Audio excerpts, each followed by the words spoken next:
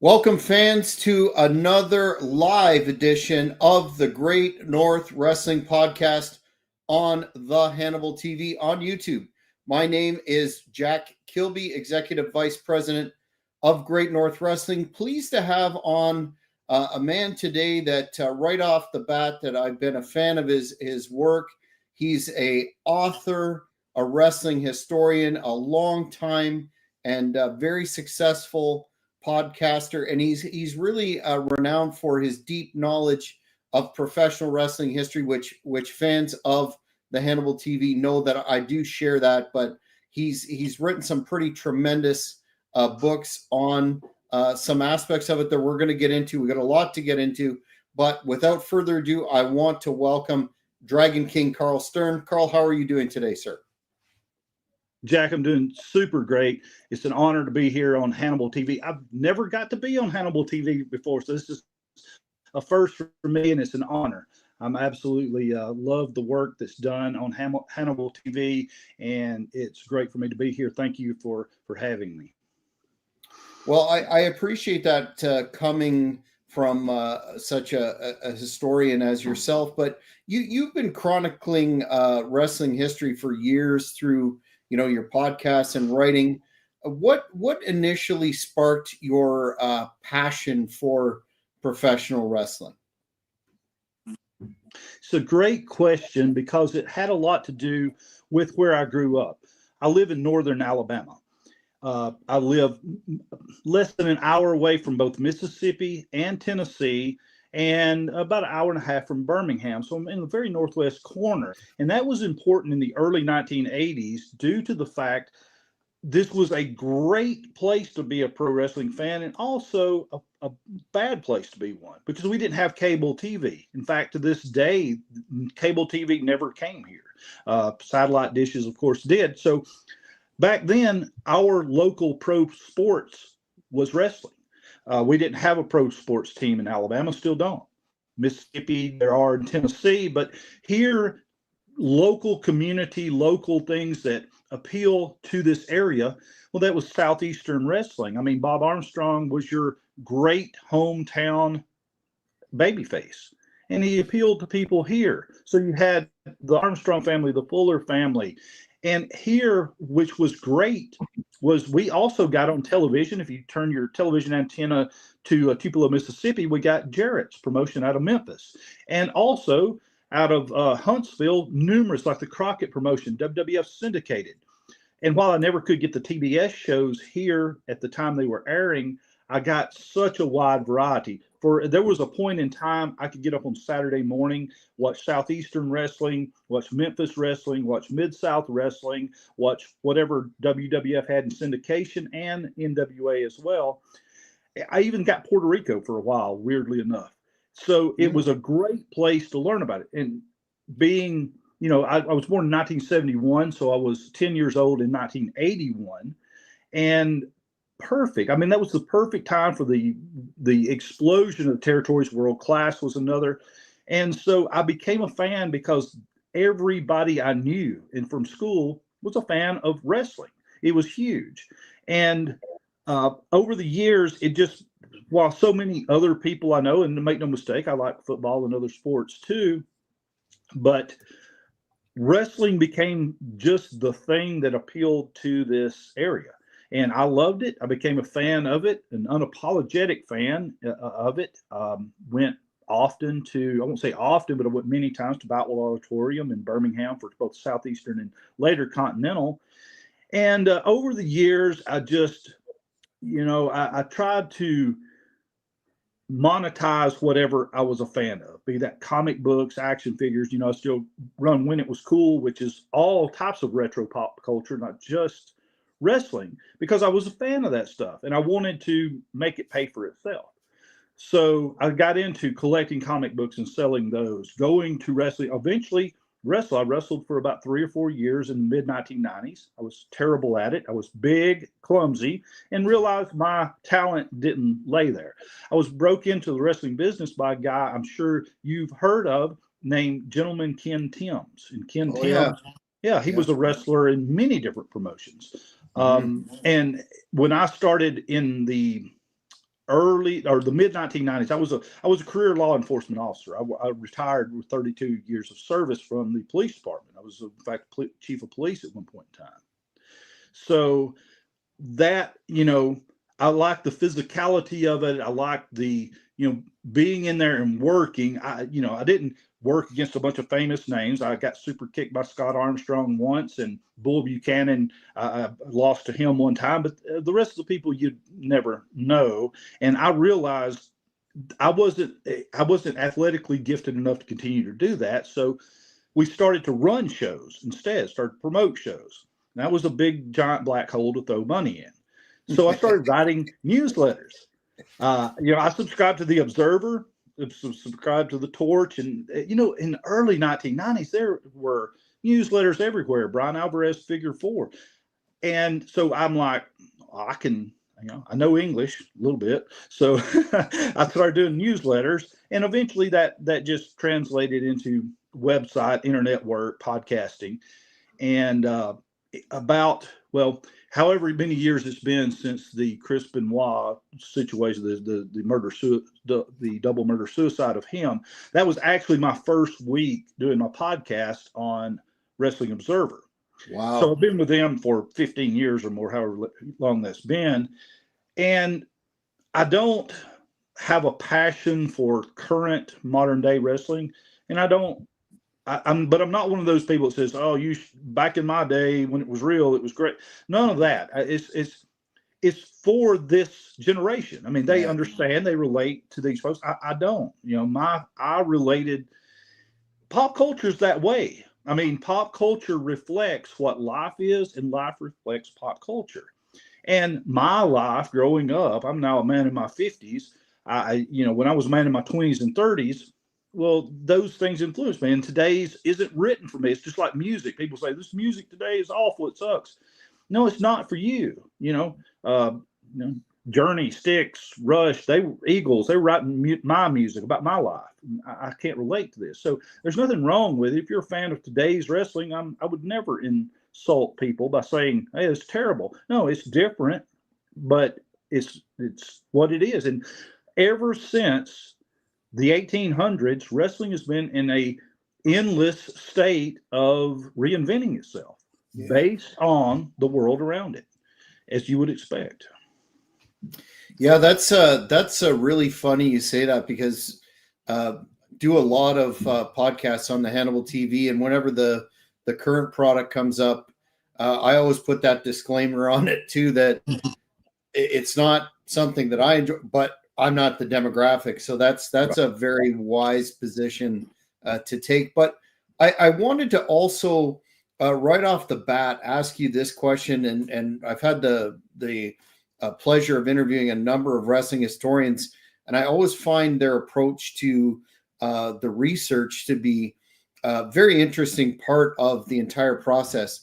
And that's, how do you separate the fact from the myth, especially in an industry where, kayfabe existed before and stories were embellished at times, let's say?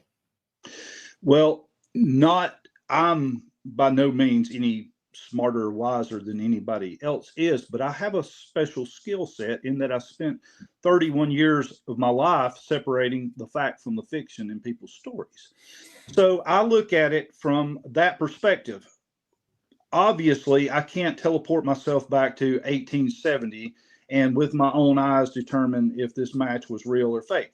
Even if we had video from then, which obviously we don't, it would be hard. I mean, how many generations have gone by with wrestling on videotape where people still are like, "Well, that was real," and that's so you wouldn't even know then. But what we can know is evidence.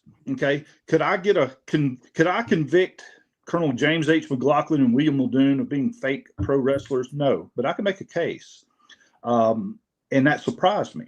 I fully expected the pioneers in the 1800s to be these real tough old pioneers out in a barn fighting it out to see who was the toughest of them all, because that's the imagery they wanted you to have.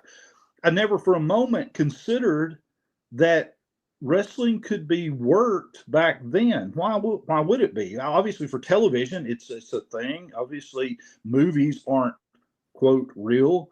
Well, why would they work something back then? And it turns out for a strange reason that made sense then, today you'd never think of, and that was gambling. People were betting on these matches, and it doesn't take even an ignorant man long to go, if you and I work together, we can make more money.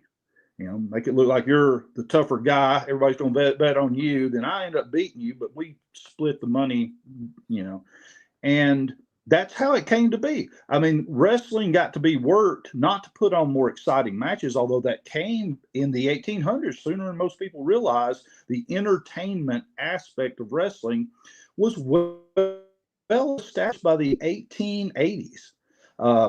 Professor Theobald Bauer and a guy he ran around with named Professor William Miller. Miller was from Australia. Bauer was from France. And he was an established French wrestling superstar over there. Europe had what we would recognize as pro wrestling a long time before we had it in the United States. And really, of all people, and they don't get credit for this, and I'm going to try to work with Dave Meltzer in the Observer Hall of Fame to maybe get some more pioneers recognized. And I think Professor Theobald Bauer and Miller are important. Muldoon and McLaughlin and those are already in, but the French connection to the origins of entertainment style wrestling, they were doing this in the circus. It was part of an act. You might have elephants in ring 1, trapeze artists in ring 2, and the French wrestlers would be in another ring putting on their show. And that's fine. We know what wrestling is, and that's great. But when it came to the United States, they were very successful in going coast to coast. They were as popular in San Francisco as they were in New York. And you think, how can this even be in a time without television? Well, the newspapers, if I were, and I've seen these in our, regional paper, the Birmingham News or whatever, I've saw the names, Professor Theobald Bauer and William Miller and William Muldoon and Colonel James, and they never wrestled a match ever in Alabama. But people knew who they were because that's how media worked in the 1800s. So these were famous people for their age. And I found it to be many red flags. The newspapers were openly skeptical about wrestling by the 1870s, not 1899, not the time of Hackenschmidt and Gotch, where they were saying, well, this might be. No, the 1870s, 1880s, more newspapers than not were calling wrestling a fake sport. Were calling it, they had a word for it. It was called hippodrome.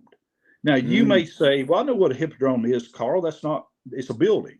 Well, that's what it became, and that's what it was named after, but it became an insider wrestling term that meant a fake match. We hippodromed. We put on a show. And that was in regular use by the 1870s and 1880s. In fact, you may not know, anybody who's involved with wrestling knows the term jobber. We know that's a person who loses regularly. Well, where's that term come from? The 1870s, where the newspapers were regularly calling matches put-up jobs. And later, we know this through Clarence Whistler, who was a big-time star in that era. He was also a rogue. He was that guy that would go to the newspapers and say, yeah, that was fake. We hippodromed that. We did. He was kind of an outlaw.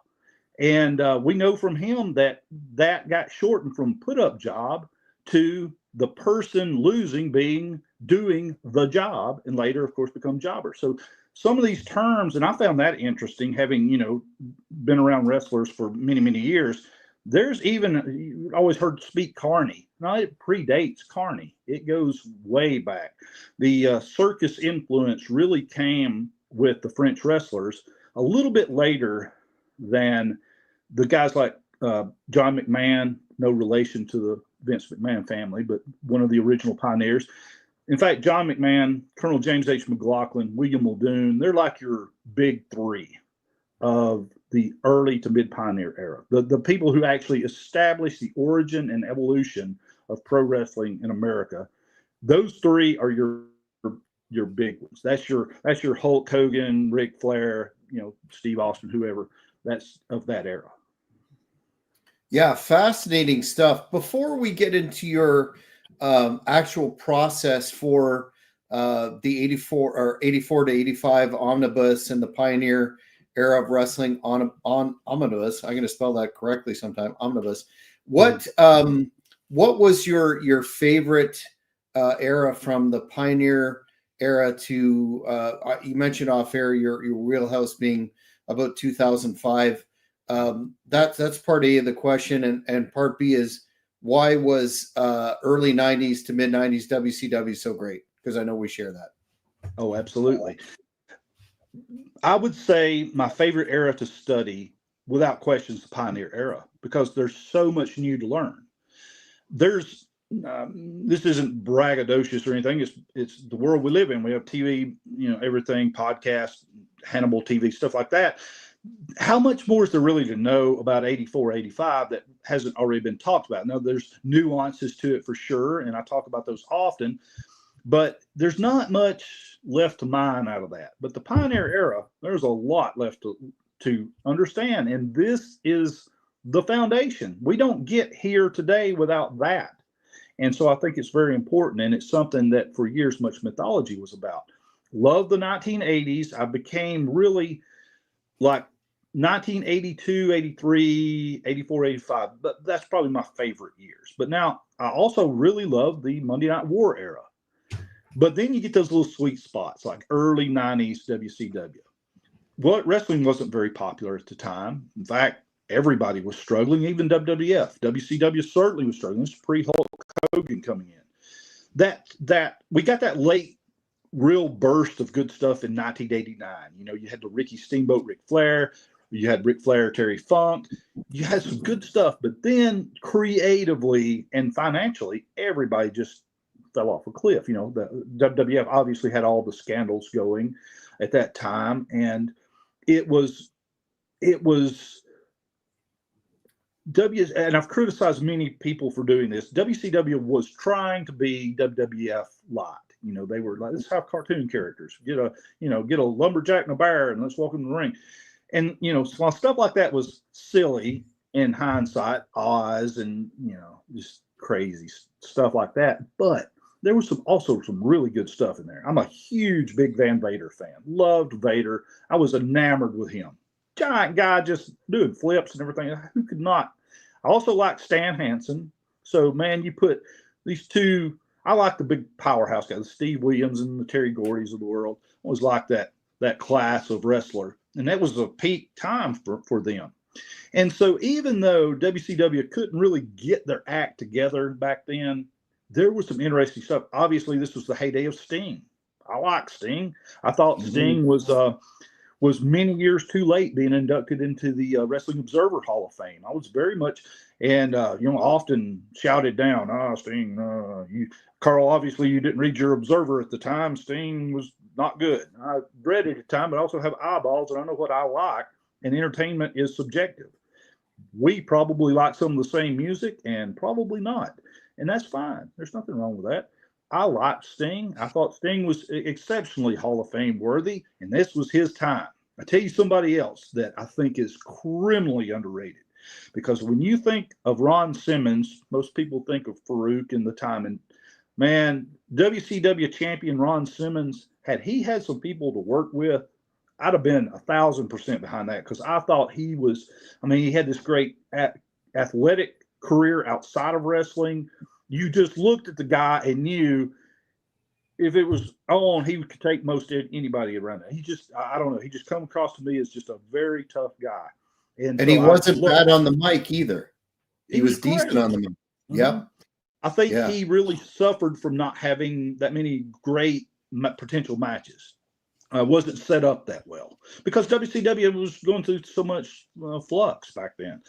But love that time. I just thought there was so many just diamonds in the rough you could see. Like, man, if wrestling was on a high point right now, your Stings, your Ron Simmons, Big Van Vaders, people, Barry Windham at that time, these people would have just owned the world had wrestling been on the top of the cycle rather than the bottom.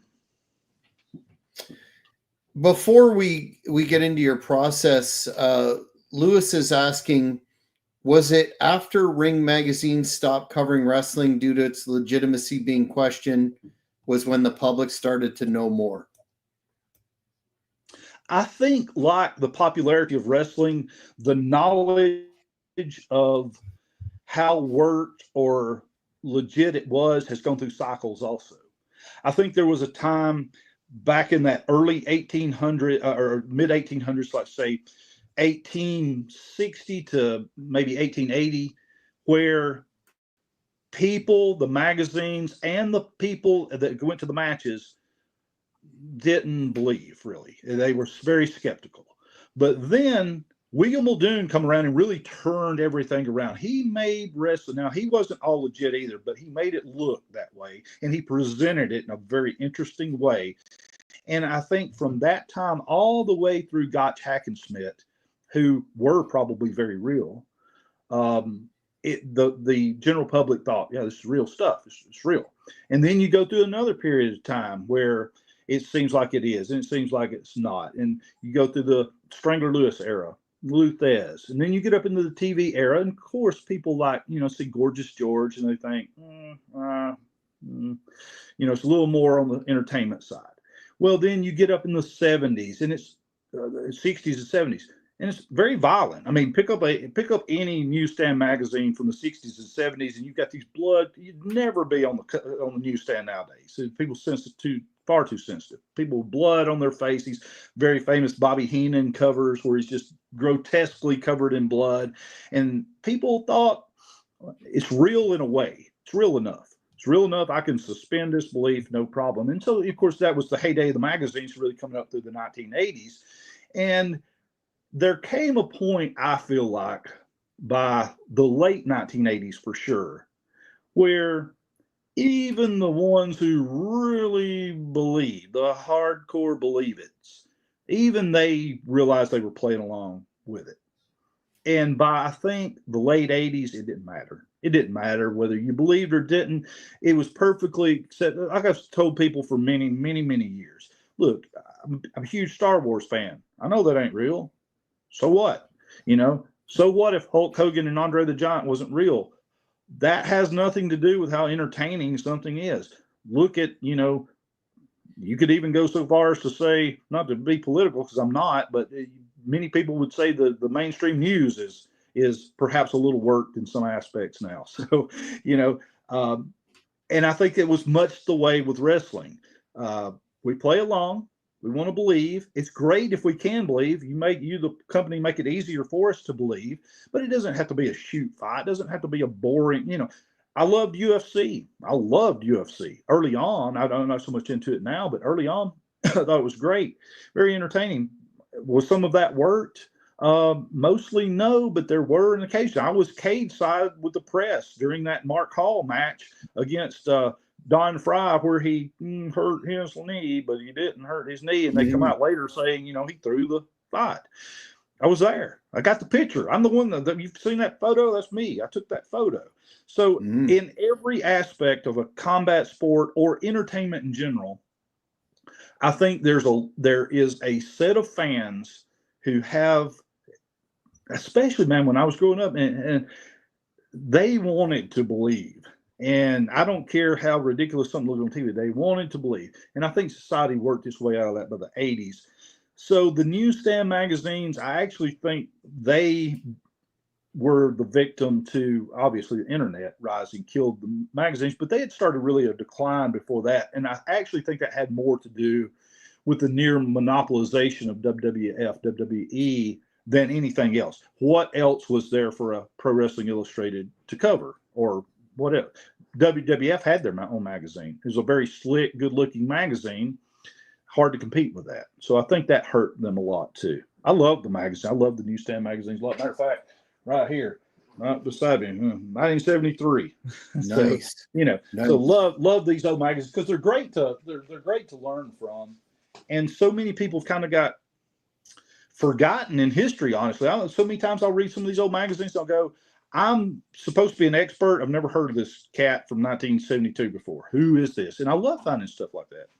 Find new things to look into. Yeah, I couldn't agree more about the magazines. That was one of the major ways that I got to follow the territories pre-internet, and I think they certainly have a significant part in the promulgation of the business for a period of time. But you mentioned wanting to believe and suspending disbelief, so I got to ask you about this.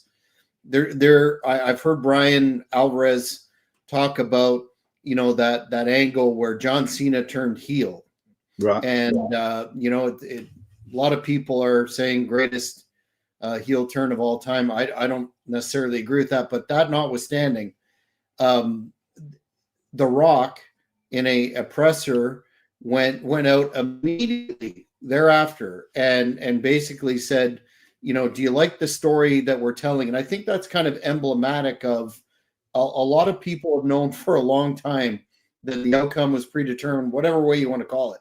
But we still want to suspend disbelief. And when you have incidents like that, notwithstanding even what social media does, but right after a major angle, could he not have waited, a year or two, or dissecting it down? I know, Brian Alvarez commented on that extensively. What's your thoughts?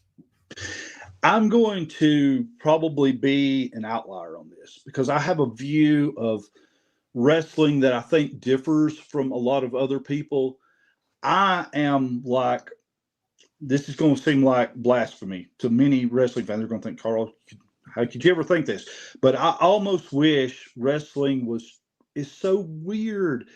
Why can't we treat it just like a TV show we really love? Why do we have to always call Sting?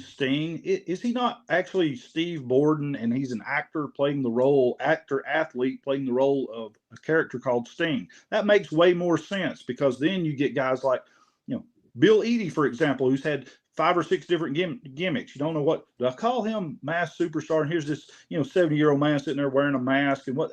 Now, no actor would do that. You don't call Nicolas Cage by some character name he played. Chris Evans isn't. You won't run into him and go, "Hey, Captain America." Why does wrestling still pretend to have one foot in each world? In a way, it's kind of fun. In a way, it's kind of ridiculous. And maybe wrestling sometimes ridiculous too. So maybe it's how it's supposed to be. But to me, I would just as soon. I didn't see this. I did read about it, but I would just as soon, them be up front and say, on our episode tonight, you saw John Cena 20 years too late turn heel. What did you guys think about that? And to me, honest to goodness, in 2025, I think it's a perfectly acceptable conversation to have. But I also realize I'm in the minority, that many people want to carry that belief in that fantasy beyond that to, like, well, I bet John Cena really could win a fight between. That's fine. I mean, it's part of the fun too. So I don't want to criticize it too much, but if it were left up to me, we would treat it wrestling just like a TV show or movie. And I wouldn't be calling Nicolas Cage Ghost Rider 30 years down the road. I would be saying, he's played this role, or Chris Evans, whoever the actor is. I wouldn't be calling them by their character name. That's just always seemed very ludicrous to me. But wrestling for so many years pretended to be real. Obviously, you weren't going to interview Bruno Sammartino circa 1960 something and him go, well, we had this show the other night and I thought the production values were. So part of the fun is also, how real is it? And I understand that. How real is it?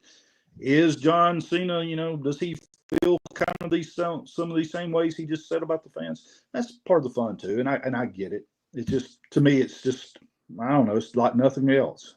And that's fun too. Yeah, fair enough. In terms of particularly your work on the Pioneer era, what did your research process look like? Did you get right into that microfiche? And because obviously with the 80s, different ball of wax, in terms of documentation, but how did you really get that information that you needed?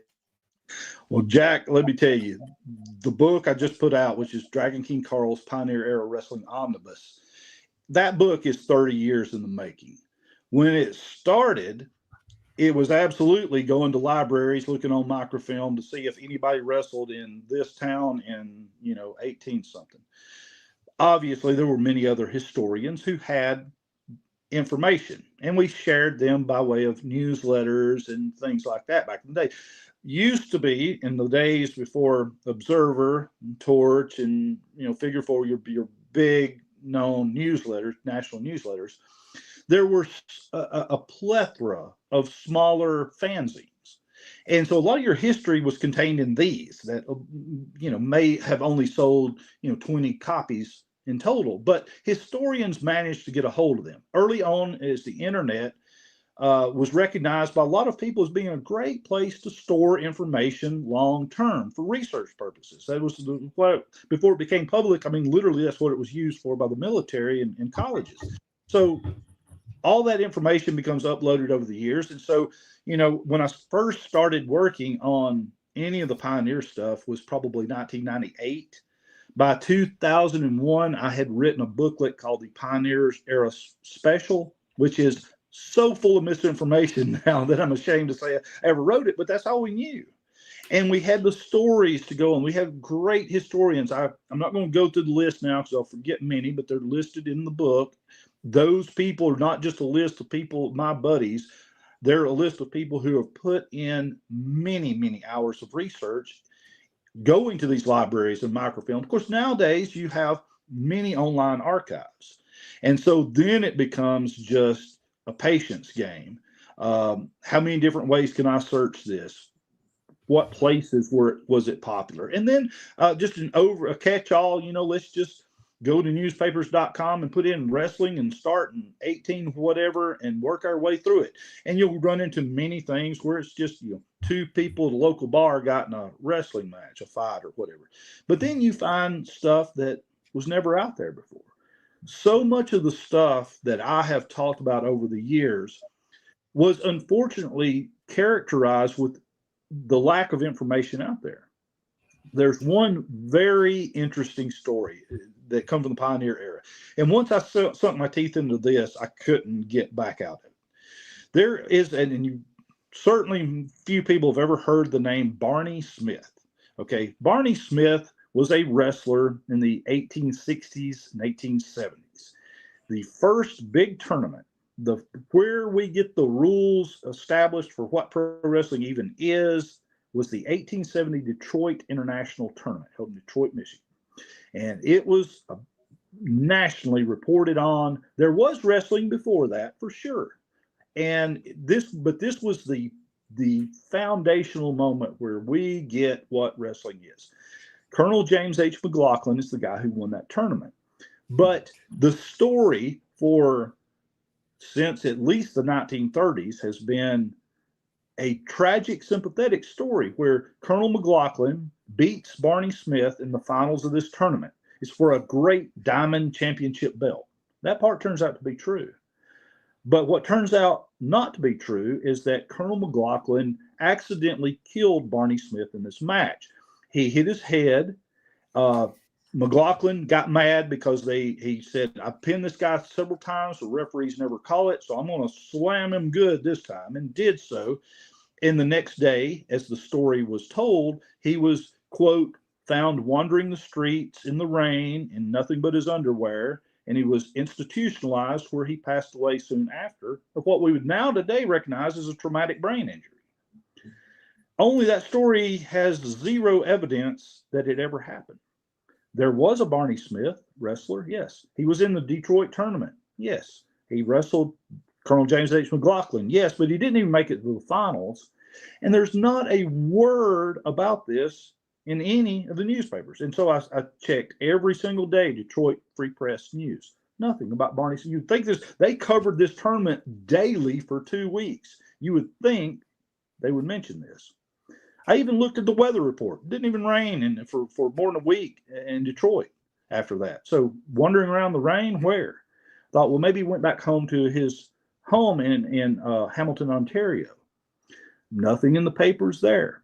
And in fact, I ended up finding Barney Smith still alive about 10 years later, the champion of one of the Dakotas, the Dakota Territory, I think. And he was just in a place nobody was reporting on him. And later on, a wrestler, McLaughlin never spoke about it either. There's numerous interviews with McLaughlin over the years. He never mentioned it. You'd think you'd mention it. He didn't. And so as it turns out, it was written about in a sports bulletin about 15 years after the fact. They mentioned this story.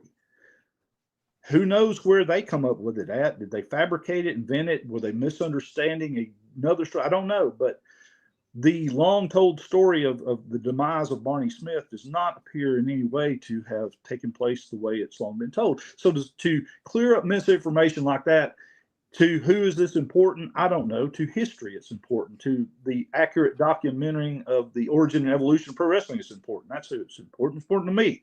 So I wanted to make sure once I saw that, I'm like, well, what else do I think is true that's not?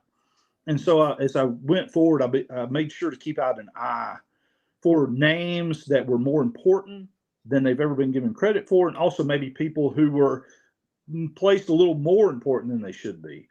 And what I came to understand was there was a very vibrant, successful. They were drawing regularly 3,000 to 8,000 people. I mean, that's nothing to sneeze at. Tell me an independent today that wouldn't want to do those numbers in the 1860s. So immediately I'm like, well, why do we never hear about this stuff? Does nobody care about history? Well, obviously I know that's not true. Many people love history. History books, big sellers. So why not this?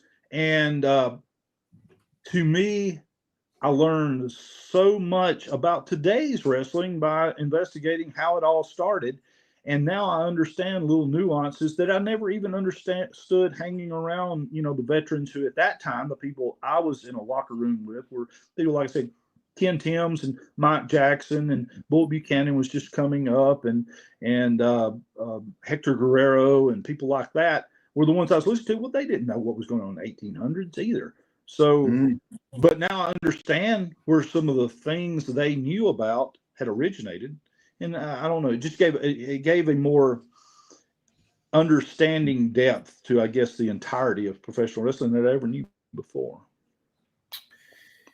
Yeah, along those lines, a fan on social media sent a question for me to ask you, and if you could pick one wrestler who kind of got forgotten in the sands of time and history that deserves more attention, who would that be?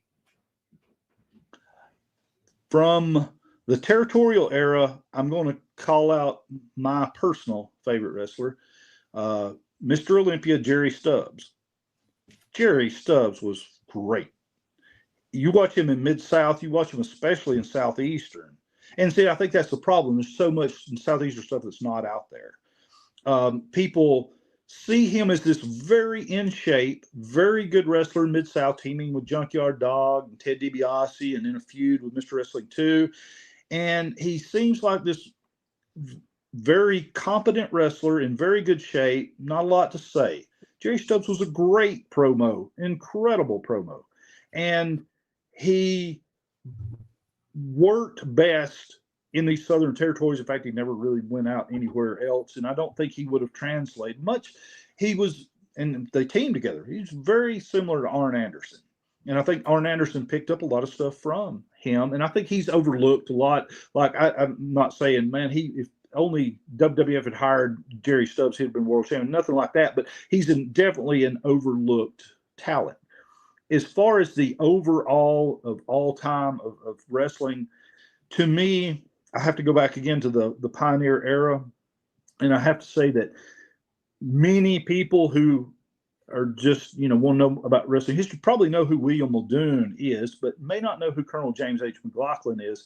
And I think that's too bad, because I think McLaughlin, while I would not rank him above Muldoon in terms of influence and importance in pro wrestling history, he's much closer than people give him credit for. He's very, very, very important, especially early on. Muldoon's career wasn't super long. I mean, it was only about 10 years or so. And he primarily, I would guess, 90% worked what was called Greco-Roman. And Greco-Roman is not what you think of today. You think, well, that's the Olympic wrestling. That's a collegiate style, old holds above the waist and whatever. I think Brock Lesnar was great at it. That was not the collar, and that was not the that was not the Greco-Roman of the Pioneer era. Greco-Roman Pioneer era was literally them putting on a play saying, look what the ancient Romans did. This is their gladiatorial battles. Let us meet these two Frenchmen, not nobody from Rome, but they're going to Greco-Roman for us. They're going to show us what the Greeks and the Romans did back in the original Olympics. And that's where you get your Bowers and Muldoons and Millers. And like Muldoon was taught directly by Professor William Miller. And so he got the original teaching, but what he did was so brilliant. And I don't know that wrestling would be here without William Muldoon, because when William Muldoon come along, the newspapers and the public thought wrestling was a joke for illiterate gamblers. It was come on, this is a sinful pastime. You idiots are betting money on something. They're obviously taking your money with this Greco-Roman stuff. Now, collar and elbow had a better reputation. Certainly, catch as catch can was considered dangerous and a more close relative, I guess, to mixed martial arts than anything. But Greco-Roman wrestling back then, to make no mistake, it was show wrestling. And William Muldoon come along and was a tough guy. He was a real tough guy. New York City police officer, and strong. He supposedly, and I don't know how accurate this story is. It's an oft-repeated story, but he was too young to be in the Civil War, so he volunteered to be the little marching drummer, flag bearer guy. Not even armed. He's out there, this tenacious would be a good way to describe it. And so when he came along, he was also smart in that he realized nobody believes this stuff. So I'm going to educate them. And William Muldoon toured the country, the entire country, from coast to coast in much in Middle America, with a troupe of revolving wrestlers. Sometimes it was Clarence Whistler, sometimes it was Andre Cristal, sometimes it was others. But he went around to opera houses and arenas putting on exhibitions.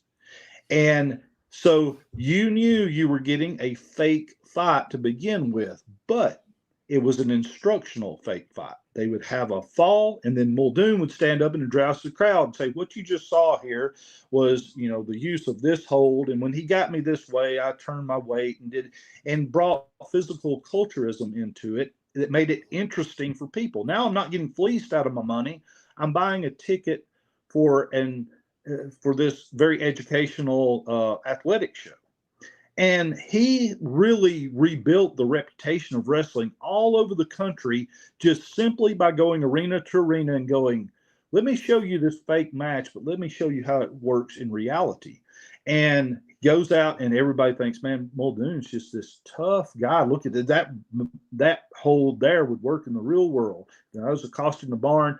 And so, he's showing people he's legitimate in a worked context, which is exactly what pro wrestling was in the 60s, 70s, 80s. Tough people going, let's put on this show for you to show you how tough I might really be. Muldoon started that, and wrestling really got very popular under him. He really changed just, there were a lot of scoundrels and there's still very much the gap going on back then. But Muldoon really changed how people viewed wrestling. And I think from there all the way up through Gotch and Hackenschmidt, which was, the essentially, 30 years on down the road, he made people believers by literally telling them it's fake, but watch this. It's like martial arts karate demonstrations or something like that. A controlled demonstration. And so you can't take away any influence he had. He's hugely, McLaughlin came along a little before Muldoon, as did John McMahon. They were your two big ones up till he came along, but Muldoon really did make. I don't know that wrestling wouldn't have come along in some other form, probably would have, but he's certainly responsible for it going in the direction of entertainment, but make believe real, if that makes sense. Yeah, fascinating stuff. as well as anyone, that wrestling fans can be very, passionate and opinionated, and that's kind of what makes the discourse interesting at times. But speaking mostly about your podcast work, how do you handle pushbacks from your listeners about specifically historical takes when they think, for example, Karl, you got this all wrong, blah blah blah. Like, do you roll with that? I've heard you. I won't spoil it, but I've heard you respond a number of times, and think that's definitely the way to handle it. But how do you? The same way I would handle it if I'm investigating a crime and somebody come along and said, "You're all wrong about this, stupid." I would look at the evidence, and maybe they're right. I'm not infallible. The Barney Smith story taught me a lot. I've been repeating that story since 1998. Now I know it not to be true. I'm not repeating it anymore. And I very much straightforward in my book said, look, if you've heard me speak on Barney Smith before, forget everything I said, because now I know more.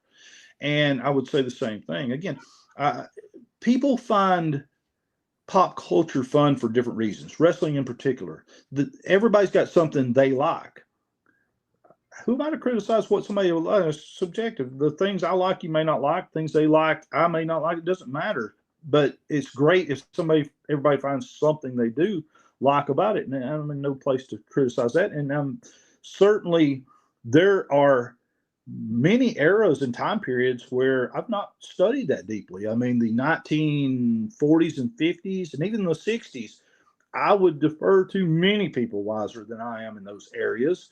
And the whole entire Pioneer book is built on I like to consider myself more of a chronicler than necessarily a historian, because history is really, what are we doing? We're going around chronicling information reported by other people and sources. So I guess I am a wrestling historian because that's what everybody calls me. So I'll accept that label, but I really personally view myself as a chronicler. I don't know if you recall a book that was out in the early 2000s. It was an independently published book, but it was a godsend for researchers and investigators, called Pro Wrestling Title Histories, and there were 4 volumes of it. They were written by a couple guys named Royal Duncan and Gary Will. And one of those two, I forget which one, said, "There is no history if no one writes it down." And that's true. The only way we know about history is somebody chronicling that, and that's kind of what I have always felt like my role was. And could some of my sources be incorrect? Absolutely. Let's look into that and find out what the real story is. So that's how I would address that. In matters of subjectivity, nobody's right and wrong. You either like it or dislike it, and that's fine. There's no right or wrong there. In matters of historical accuracy, there's much room for misinterpretation. Original source is wrong. This reminds me of a very comical and interesting story, again from the I think this was 1880s. The newspapers all across the United States ran the headline, "McMahon wrestler killed in shooting," in, I think it was Colorado. And so obviously, if you're alive at that time, you think John McMahon has been killed in a shooting in Colorado. The story even sounds like it. And the newspaper asked, does anybody out there know if this was John McMahon, the famous wrestler? Okay, it wasn't. But you talk about serendipity.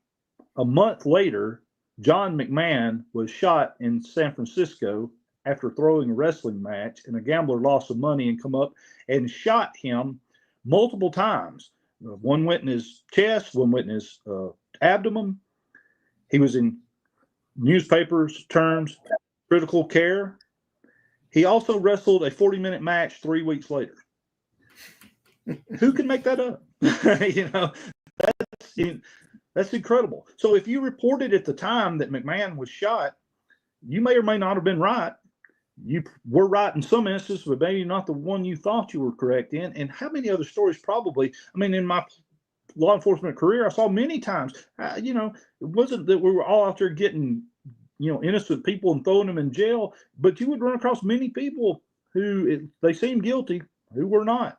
You get to looking at the story and really putting it in. And so many times investigators, not to get on a law enforcement tangent, I left that world. I retired last year, and let's leave it there. But at the same time, I know these things and the way the system works. There's so many times law enforcement is criticized, rightfully so, by having blinders on. We only see this one person. You didn't investigate every single other person in the world who might have also done this murder.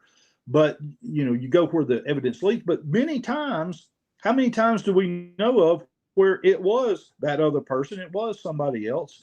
And you can't have blinders on. You can never have blinders on. It's whether you're a researcher and even as a fan, I would say don't dismiss some wrestling style or wrestling promotion or wrestling personality without giving it a chance. You may be surprised what you would find out there. Some of the most, obviously as a guy who's in my 50s, who was a fan in the 80s and 90s, I often get, I hate this wrestling nowadays. It's so whatever.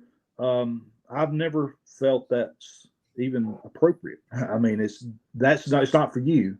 Could be for somebody else. Probably is. And thank goodness it is, because the business is doing quite well in many aspects. And it's always very interesting. So many times people have counted wrestling out, figuratively speaking, and said, there's no way it recovered. Look at all the scandals in the early 90s. How did it survive? How did it get by the Chris Benoit stuff? That darn near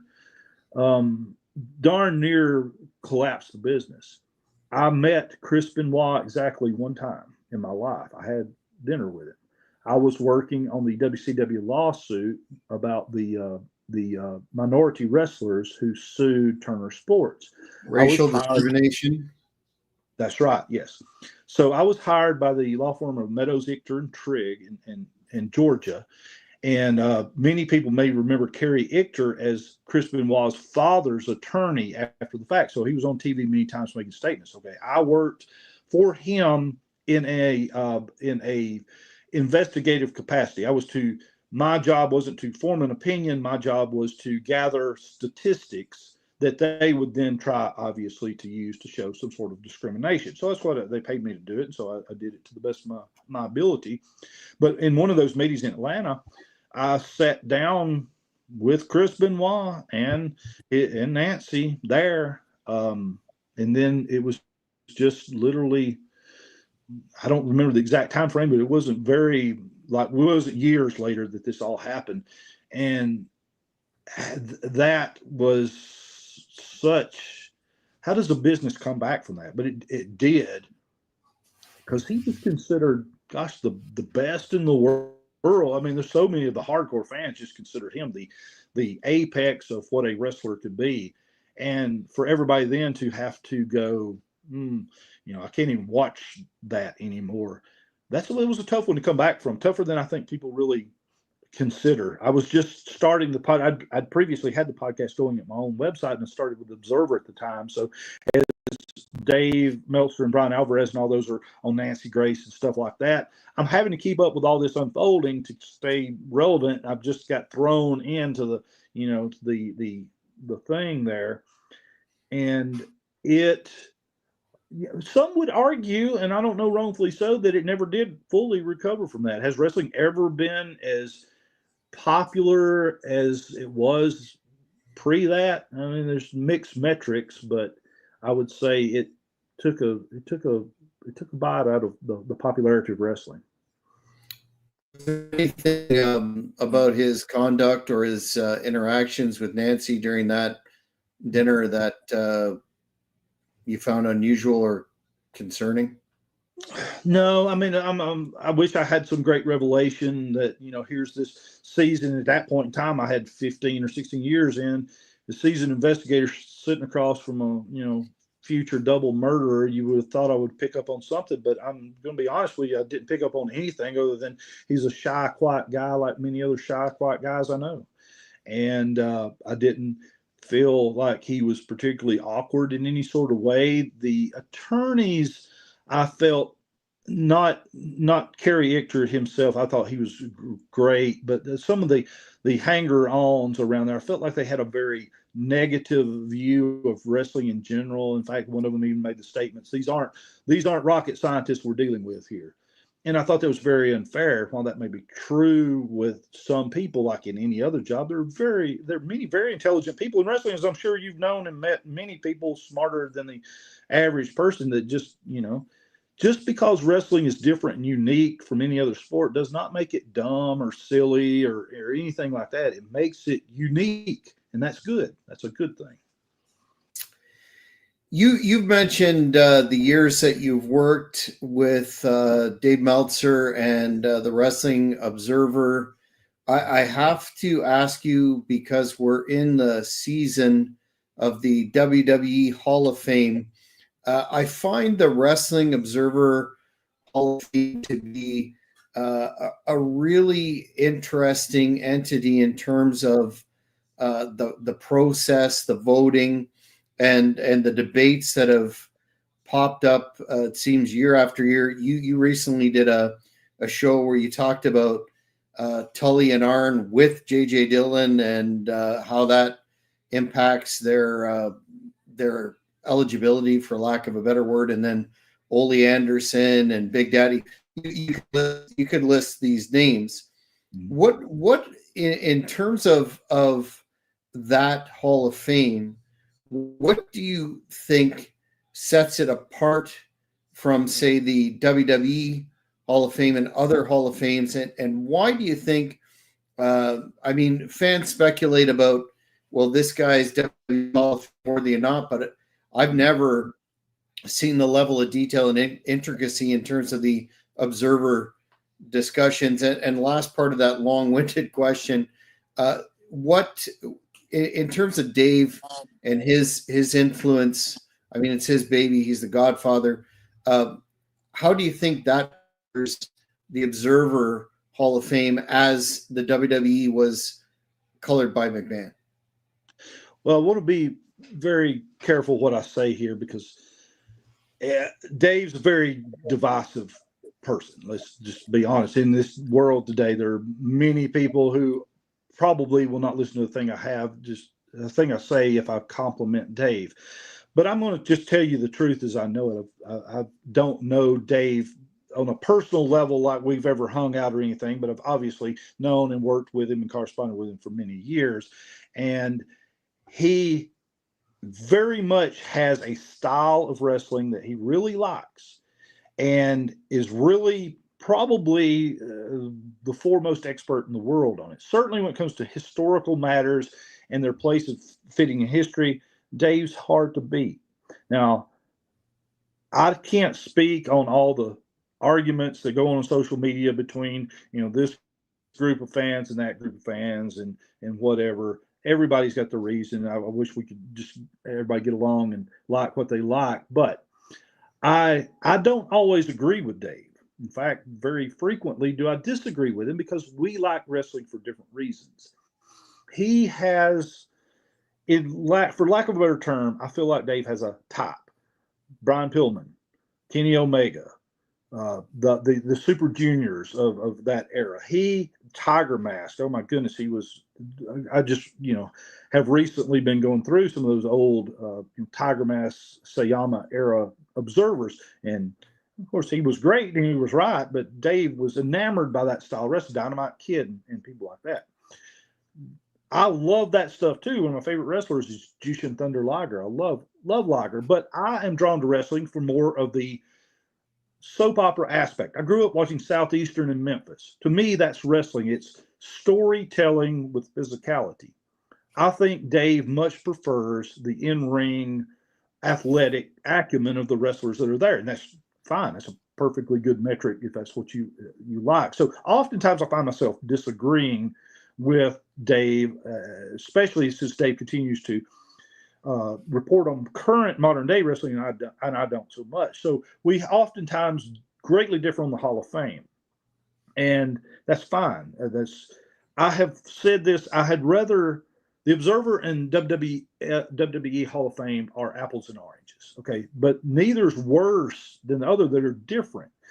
I've known so many people that Bob Armstrong was inducted into the WWE Hall of Fame. And, it was a great honor, to be respected by your peers, to get this, even though we obviously say there are many lower qualified people in the WWE Hall of Fame, but for their purpose to market and monetize, I think it's great. I think it's fine. No problem at all. Give these people a night to honor them and look back on their career. I think it's great. The Observer and some of the other independent Hall of Fames is a much different thing. It's journalistic criteria. It's much more heavily researched. And there's a lot of people that aren't in it that people would think should be in it. But I would argue it's much better to have a Hall of Fame that is very hard to get into than one populated by a lot of people who maybe aren't, of the best caliber. And so I like the gatekeeping with the Observer Hall of Fame, even though I get absolutely, utterly frustrated with some people who, to me, are no-brainers. And I feel like if their emphasis was more on the in-ring stuff and less on the entertainment stuff, they might have been in. Sting comes to mind as one example, although he ultimately got in. Even the Rock and Roll Express, which I thought is a no-brainer to me, goodness gracious, how many Rock and Roll Express knockoffs have there been since, the mid-1980s? Many. And we all know Ricky Morton is just, maybe in terms of selling an offense in a match, if there's any better, I don't know who they are. So they took forever to get them in, too, to be voted in. Even one that I thought, and I actually got angry about this one, was Antonino Rocca and Miguel Perez. Again, not my era of expertise, but I've done a lot of research on it enough to know that you put Rocca and Perez on a Madison Square Garden show, that attendance instantly goes up in the multiple thousands. It's obvious. You see it with your eyes. And how they got in the second year, but the first year they weren't. And still this day, I just don't understand that. But we're, WWE's in their season. I saw, some press releases on some of the, obviously the Natural Disasters, probably not a team that's getting into the Observer Hall of Fame because they're entertainment based, large guys. Earthquake might have a stand, but John Teno may stand a better chance in the Observer Hall of Fame than would Tugboat or Typhoon, Fred Ottman. But for WWF, of course, WWE, of course. Why wouldn't you put the Natural Disasters in? Many kids love the Natural Disasters when they come out. I was an adult and I liked them. I thought John Teno was great. So it's different things, and I don't think it's necessary to compare them to one to another because the comparisons to me just don't work out. I would never vote for, and I hate to say this, I would never vote for Bob Armstrong in the Wrestling Observer Hall of Fame. He didn't have enough of a national career. His metrics just don't line up. In an Alabama Sports Hall of Fame, heck yeah, absolutely. In the WWE Hall of Fame, even though he didn't work there, sure, it's fine. It wasn't that he wasn't one of the best wrestlers I ever saw, but he didn't have the national metrics. And so I think these things need to be judged by the standard for which the Hall of Fame is.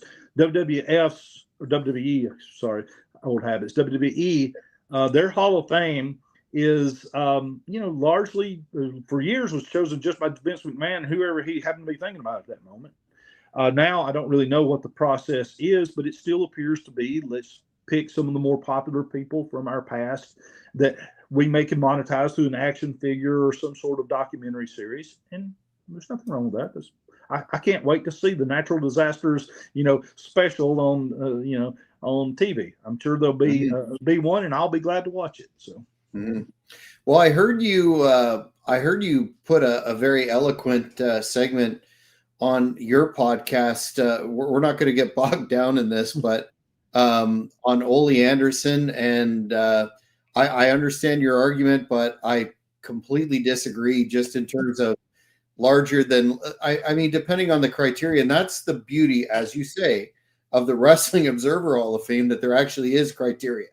And I understand that Ole didn't meet that national run, length, world champion, blah, blah, blah. But in terms of just personality and his work as a, with Georgia and booking and with the Wrecking Crew and helping Arn come along, I definitely think he did have a Hall of Fame career. But I mean, that's also part of what makes it fun. But I always think that the Observer has it over the WWE Hall of Fame because Dave made it very clear. And every time there's a discussion, these are the criteria. And there's people that take too long or slip through the cracks but don't get in. But at least there is actual objective criteria, unlike the other version. Ivan wants to ask who, in your view, might be getting in the Wrestling Observer Hall of Fame this year. The ballot is a tough one coming up. Now, obviously, we haven't gotten it yet. It's not that time yet for Observer. It just was a few months ago. But I don't see I can't speak on the more modern guys. And there's several that are coming, like Young Bucks and stuff. They recently got in there. I'm not an expert on that, and I'm not qualified to speak on that. But for the others, there's nobody right this moment that just jumps out. But I will say this. I wrote up a proposal, 10 years or so ago now, myself and Matt Farmer. We wrote to get Colonel James H. McLaughlin in the Hall of Fame and did so. And this year, I'm very seriously considering writing up one for Professor Theobald Bauer, now that I know how important he was in introducing entertainment style wrestling, which is oftentimes the last thing you want to suggest to the observer, that the entertainment aspect overshadows his in-ring. And I don't think Bauer was probably that tough a guy. I mean, I'm just seeing some of the things that did happen to him that were legitimate. I don't know that he was the scariest dude in town, but he was very entertaining. And I think I can make a case for him. But to your point on Ole Anderson, I love, anytime somebody challenges, absolutely, please write up something, send it to me, and I'll be glad to understand, because I will say this: a Hall of Fame where Ole Anderson is borderline, that's a heck of a Hall of Fame right there. So that's my feeling on that. Yeah, very, very, very good point. You also run the When It Was Cool podcast network Empire, and you cover topics outside of wrestling. How do you decide on those topics to explore outside of the squared circle? Well, I go by the old and probably poor business model of I talk about what I like because I feel like I would have passion. And, if I happen to have just watched an old TV show and go, well, I really like that show, I think I'll talk about it. That kind of thing. When It Was Cool was my attempt starting in 2016 or actually 2017 when we launched, was my attempt to hedge the bets against the future of the wrestling business, which I saw the popularity declining significantly. And so, at that time I had a career. I wasn't retired yet. And as my, in modern day language, my side gig was doing wrestling podcasts, something I was passionately involved in. Well, as the popularity of wrestling, especially, a few years ago, really started to decline, and that dates all the way back to the ending days of WCW. We lost millions of fans. We never recovered. And so we can't afford to be shedding off hundreds of thousands now as broadcast TV transitions from satellite TV cable to streaming, which is kind of where we're caught up in now. We're all sports, many sports, I would say all sports, many sports are struggling with the same things wrestling are, keeping our audience in new ways. And that's good. So I was doing the same thing. I thought, well, I grew up liking comic books. I grew up, watching TV shows as I was a kid, and movies, and, action figures, collectibles, things like that. There are markets for these, very healthy markets. So let's see how this will go. And so far, When It Was Cool, the website's been very successful. Our podcast network, is, yes, it leans very heavily wrestling, but that's because most people who come there to begin with were wrestling fans. And so we have a show now on Southeastern Championship Wrestling done by a guy named Aaron Gartland, who lives down in Dothan and grew up there watching that. So we have that show. We have another show, Eric Darcy's Wrestling with the Dog. And plus, I do a couple shows a week. So right there is like 4 days out of the week wrestling. And then I try to mix in TV, horror, comics, things like that. And when I say comic books, obviously I realize nobody reads comic books anymore, but those intellectual properties are huge. You certainly have seen the Avengers movies. You certainly probably saw, the Marvel Cinematic Universe. Well, those intellectual properties came from the comic book. And so to talk in a larger pop culture context, these are comic book characters. And so much of what, Walking Dead, that was a comic book property. And so I try to look at things from that perspective of not say, oh, this, issue number, whatever, this comic book was really great or bad. It's not about that. It's about the intellectual property. One I'm exploring right now, just started, is Superman. We're going to do a chronological look at Superman from 1938 forward and see how he changed. So I just got finished doing that with Batman. And if I told people nowadays, if I tell you, obviously, Jack, you're very educated on wrestling, and people watching this know it, I could tell you, hey, did you know wrestling in the 1800s was probably fake, a lot of it too? You might say, well, I'm not totally surprised, and tell me more. But, on the other side, on the flip side, in the comic book world, obviously nobody reads comics today, but that intellectual property touches people from all kinds of aspects. And so I try to have fun with that and maybe get in a new set of fans, so I'm not just so reliant on the ups and downs, ebbs and flows of the wrestling business. And as we all get older, look, more and more of fans that are like, my age are all together leaving wrestling because it's not what we remember and want. And many went toward UFC and MMA, especially 10, 15 years ago. Many left going that direction. And now today it's a huge market that you're competing with football. You're competing with mixed martial arts. You're competing with, all these different shows streaming at your fingertips, this instant access world. That's new media, and that's where we are. And you either adapt and overcome, or you get left behind. And even though I look like I may have been left behind by, the 1800s, I am in fact aware of these trends and want to keep up with them and be relevant and keep our content relevant. And let's face it, many wrestling fans are passionate fans. You may in fact listen to 6 or 8 podcasts about wrestling, but like any other human being, you may need a break for a minute. So, hey, come listen to this collectible show for a second, that kind of thing. Yeah, that makes extremely sound business sense. Diversification is never a bad thing. Karl, we've blown through our time here as I expected. I feel like we've only somewhat scratched the surface. But before we get into where the fans can find you on social media, find your websites and other projects that you have on the go that they should be aware of, what's next for you in terms of, do you have anything germinating in your mind in terms of a book? I know you're talking about When It Was Cool, but any major projects that you may have on the go that you're excited about?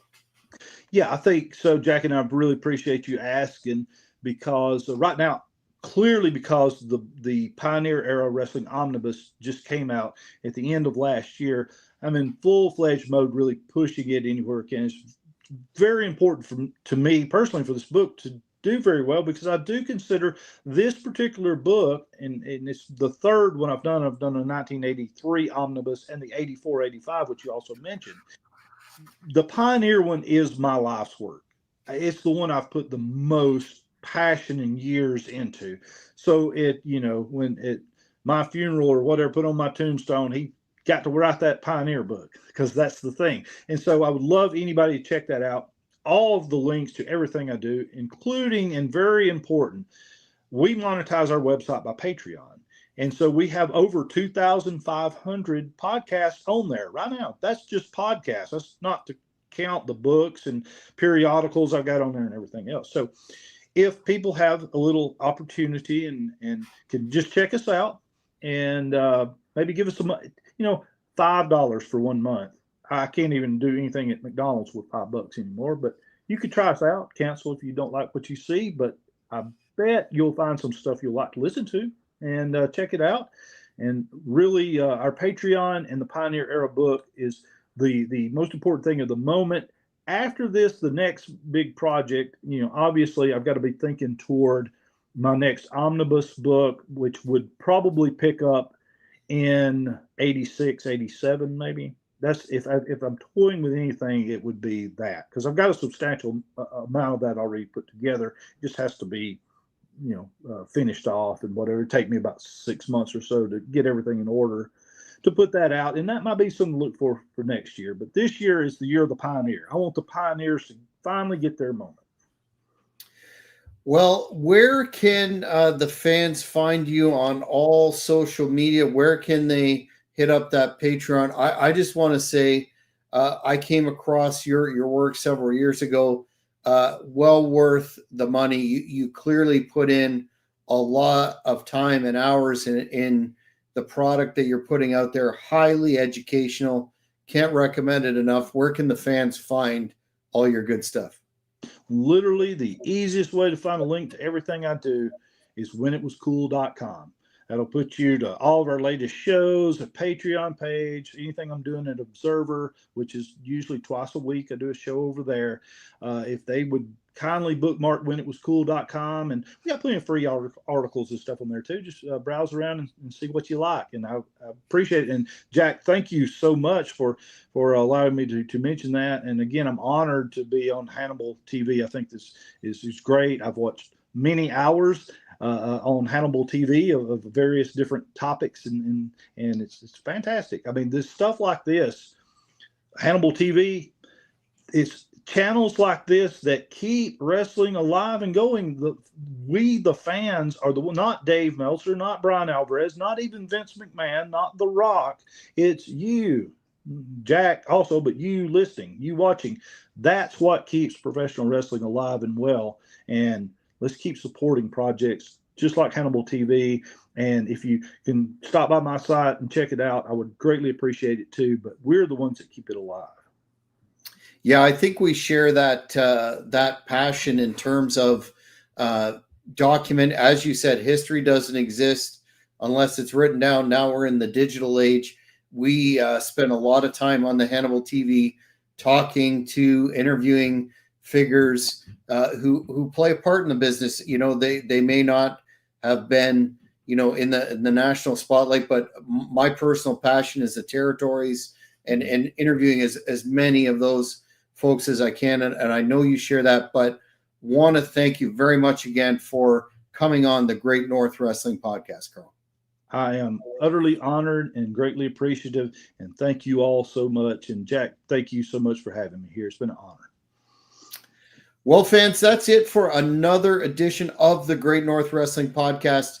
If you haven't already, please subscribe to the channel, like this video if you enjoyed it, and also hit that notification button so you don't miss tremendous content like this. Until next time, I'm Jack Kilby. Thanks again for watching. Thank you for watching the Hannibal TV. Please like this video if you enjoyed it, and click the subscribe button to not miss any of our latest shoot interviews, match videos, or news updates.